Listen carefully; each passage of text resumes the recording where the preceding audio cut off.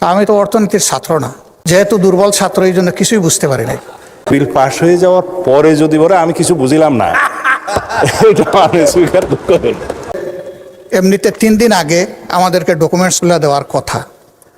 সমস্যা, বাস্তবতা সবগুলা কনসিডার করে বলা হয়েছিল মিনিমাম 1 দিন আগে দেওয়া হবে, এনশিওর করা হবে। তা আমি তো অর্থনীতির ছাত্র না, যার কারণে এতগুলা ডকুমেন্টস এইখানে টেবিলে আসার পরে আমাদেরকে দেওয়া হয়েছে।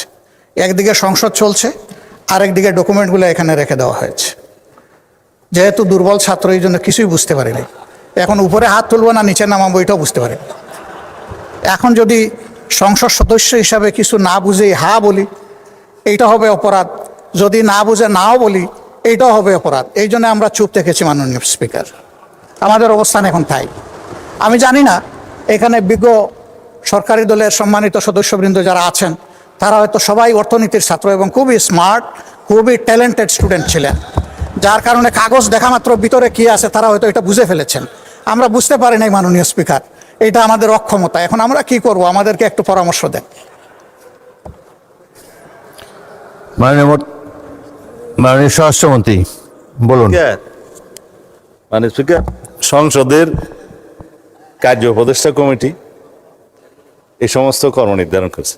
বিশেষ কমিটি যেটা আপনি করে দিয়েছেন এই আইনগুলো পর্যালোচনা করার জন্য, সংসদে বিশেষ এই কমিটিতে আমাদের মাননীয় সদস্য জয়নাল আবেদিন সাহেব সভাপতি ছিলেন। বিরোধী দলের পক্ষ থেকে বেশ কয়েকজন সদস্য ছিলেন, আইনমন্ত্রী সহ সবাই এটা পর্যালোচনা করে যে সকল অধ্যাদেশগুলো সর্বসম্মতিক্রমে অ্যাজ ইট ইজ পাস করার জন্য ডিসাইডেড হয়েছে, তার মধ্যে এই বিলটাও ছিল, অর্থ বিল সহ অন্যান্য বিল।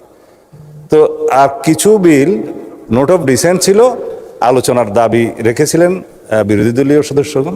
সেটি ইতিমধ্যে আপনি 2 মিনিটের জায়গায় 10 মিনিট 15 মিনিট যেভাবে আপনি উপযুক্ত মনে করেছেন আলোচনার জন্য দিয়েছেন। তো এখন যদি এই পর্যায়ে বিল পাস হয়ে যাওয়ার পরে যদি বলে আমি কিছু বুঝিলাম না, এটা মানে স্বীকার করতে হবে।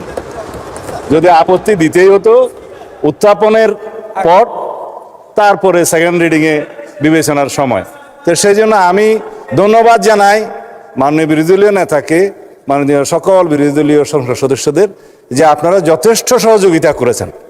হাও বুঝে দিয়েছেন, নাও বুঝে দিয়েছেন। এই অপরিসীম সহযোগিতার জন্য সরকারি দলের পক্ষ থেকে আপনাদেরকে ধন্যবাদ জানাচ্ছি। রফিকুল ইসলাম খান বলুন। মাননীয় স্পিকার, আপনাকে ধন্যবাদ আমাকে সুযোগ দেওয়ার জন্য।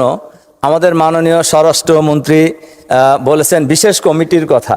বিশেষ কমিটিতে এই আলোচনা হয় নাই যে টেবিলে যখন সংসদ চলবে তখন বিলগুলি আইনে হাজির করা হবে, এবং এটা 3 দিন আগেই দেওয়ার কথা ছিল। নাম্বার 1। নাম্বার 2 হলো বিশেষ কমিটিতে এটাও আলোচনা হয়েছে যে সকল বিলই 133টি এই সংসদে উঠবে আর কি।